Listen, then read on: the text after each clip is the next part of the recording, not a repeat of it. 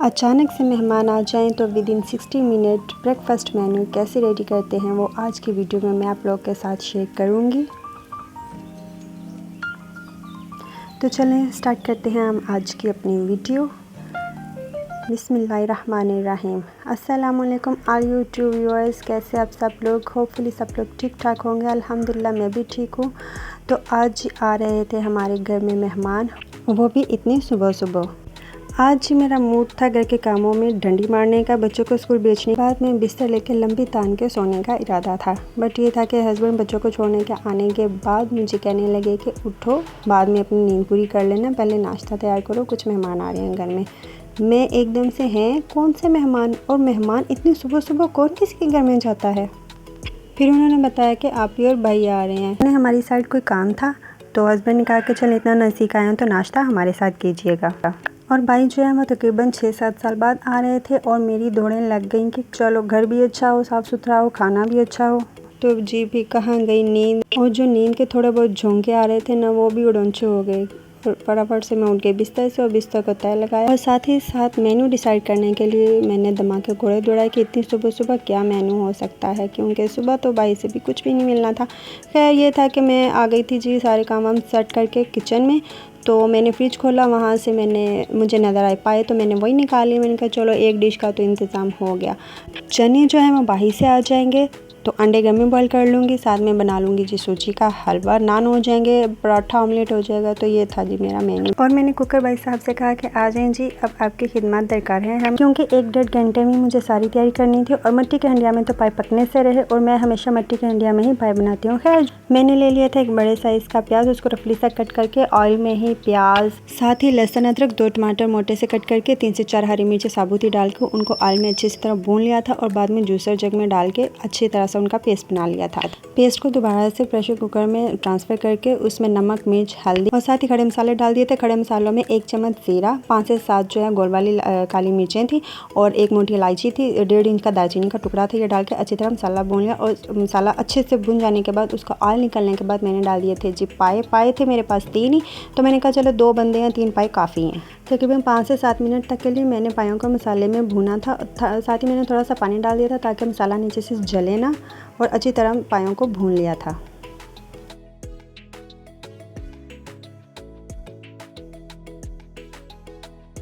अच्छा, पायों में ना 2 स्पेशल किस्म के मसाले जाते हैं, एक तो बादियन का फूल और दूसरा होता है सौंफ।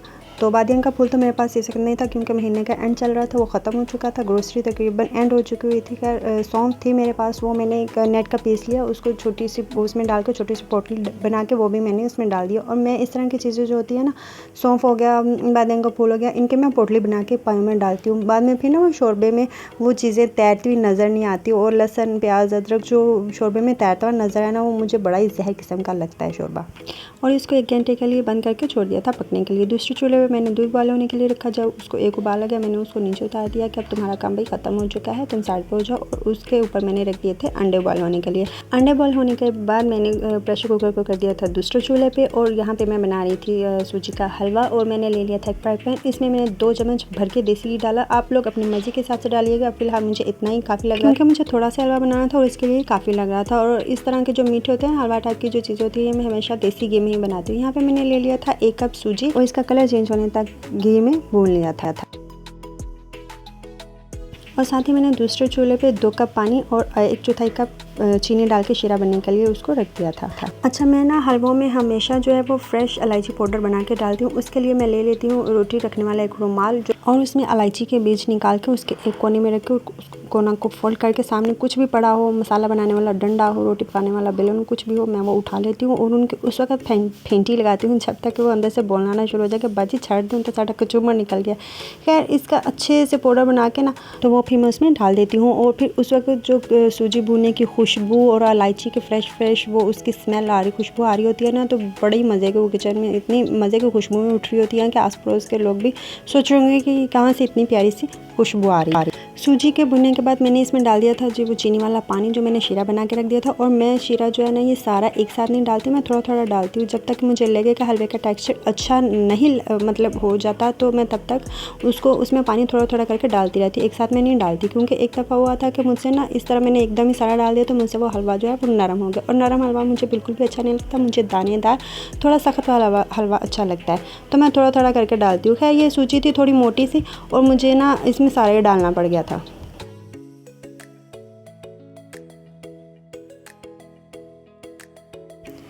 अच्छा जी, यहाँ पे अब तकरीबन 40-45 मिनट हो चुके थे। तो मैंने प्रेशर कुकर को मैंने सोचा कि एक दफ़ा इसको चेक कर लूँ कि पाए गल गए कि नहीं। जैसे ही मैंने उसको खोला उसको चेक किया वो पाए ना अच्छे से प्यारे से गल गए थे और मुझे उनको पकाने की ऑर्डर नहीं थी। और यहाँ पे जी मैंने जो पोटली बना के सौंफ के रखी थी उसको अच्छी तरह स्क्वीज़ करके उसका सारा अरोमा निकाल के उसको बाहर निकाल दिया था और उसको टाटा बाय बाय कर दिया था कि भाई अब तुम्हारी कोई ज़रूरत नहीं रही। अच्छा, यहाँ हमारे घरों में ना पाए में शोरबा थोड़ा ज़्यादा रखते हैं क्योंकि खाना खाने के बाद हमने इसको प्याले भर भर के ना सूप की तरह पीना भी होता है। तो प्लीज़ अब कोई ये मत कहे कि 3 पाए और इतना ज़्यादा शोरबा क्या इसमें डुबकियाँ लगानी आप लोगों ने। उसके बाद मैंने इसमें डाल दिया था आधा चम्मच काली मिर्च का पाउडर, 1 चम्मच भर के गरम मसाला पाउडर डाल के उसको फिर से कवर करके धीमी आंच पे उसको पकने के लिए छोड़ दिया था तकरीबन 10 से 15 मिनट, ताकि वो काली मिर्च का और गरम मसाले का जो फ्लेवर है ना वो शोरबे में अच्छे से आ जाए।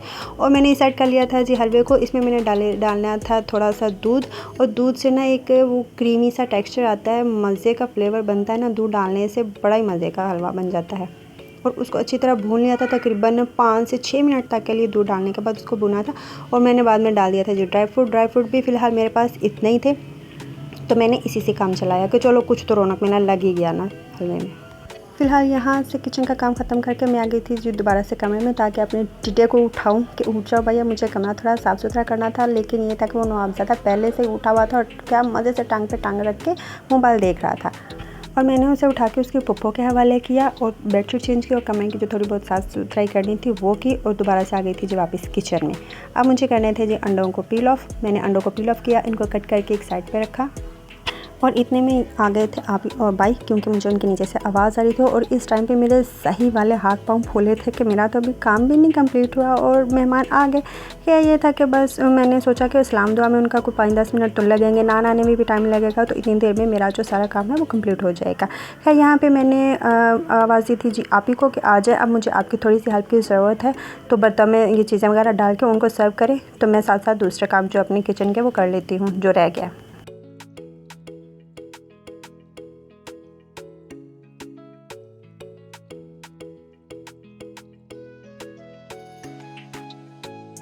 और जी ये चने जो ये सुबह के ऐसे ही लटके पड़े थे और इनको मैंने निकाला बाउल में, इनको गर्म होने के लिए ओवन में रखा। इनको भी निकालने का मेरे पास टाइम नहीं था कि इनको पहले से निकालूं। खैर फिर मैंने हलवे को निकाला बर्तन में और इसकी थोड़ी सी मैंने कहा कि चलो इसको भी थोड़ा सा सजावट दें कि देखने में अच्छा लगे और भाई को भी लगे कि भाई हाँ मेरी थोड़ी सी तो खातिर बताया कि है ससुराल वालों ने। खैर जी यहाँ पे फिर मैंने आप ही को कहा कि आप टेबल सेट कर दें, लेकिन ये था कि बड़ी आप ही बोलने लगे कि भाई इतने क्या एहतमाम करना, यहाँ बेड पे हम बैठे हैं यहीं पे खाना ले आओ, हम लोग यहीं पे इजी हैं। और जी अंदर बर्तन रखने के बाद मैं अंदर गई थी जी वीडियो बनाने के लिए ताकि थोड़ा सा मेरा शूट हो जाए। बट जैसे मैंने देखा मैंने कहा एक चीज़ की कमी है, कौन सी कमी है? फिर मैंने देखा कि लो ऑमलेट और पराठा तो है ही नहीं। मैं वापस दोबारा आई, वीडियो को छोड़ा, मैंने कहा भाई तुम अभी ठहरो, मैं आके तुम्हें देखती हूँ। तो मैं आ गई थी। सब्जियाँ तो मैंने पहले से कट करके रखी हुई थी, उनमें अंडे तोड़े और मैंने उनको फटाफट से बना लिया। और साथ ही अंदर से आवाज़ आई कि पराठा रहने दो, ये नान ही काफ़ी हैं। और ये था जी मेरा आज का मेन्यू फटाफट से, जो तकरीबन 1-1.5 घंटे में मैंने तैयारी की थी।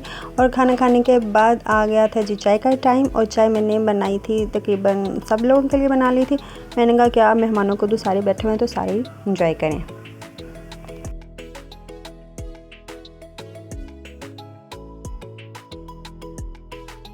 और उसके बाद मेहमानों को रुखसत किया। फिर मैंने बर्तन धोए और जैसे ही मैं बर्तन धोई मुझे लगा कि मेरे काके की आवाज़ नहीं आ रही। मैंने सोचा पता नहीं नीचे होगा, मैं नीचे आवाज़ लगा के पूछा, उन्होंने कहा नहीं है जी। फिर मैं अंदर आई, मैंने कहा कुछ ना कुछ तो कारनामा कर रहा है मेरा नमूना। और ये देखें ये क्या कर रहा है, सारा पाउडर का डिब्बा जो है वो उसने खाली किया हुआ और ऊपर से इतनी मासूम सी शक्ल बना के कह रहा है मम्मा बाबू।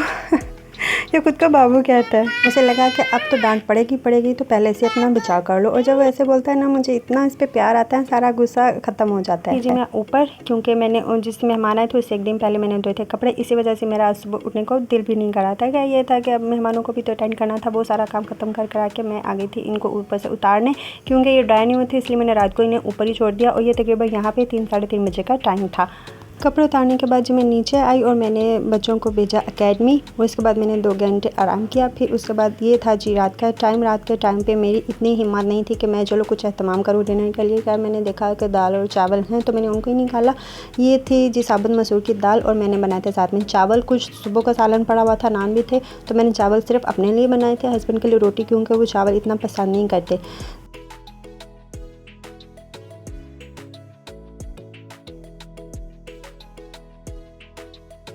और यहाँ बन रहा था जी दाल का तड़का। तड़के के लिए मैंने ले लिया था थोड़ा सा प्याज, थोड़ा सा लहसुन, थोड़ा सा अदरक और साथ में देसी घी। और दाल को, किसी भी दाल को जब तड़का लगाते हैं ना, उसमें जो शू की आवाज़ आती है ना, वो इतनी कोई मज़े की होती है ना, और उसकी आवाज़ कानों को इतनी अच्छी लगती है ना कि वाह वाह हो जाती है दाल की।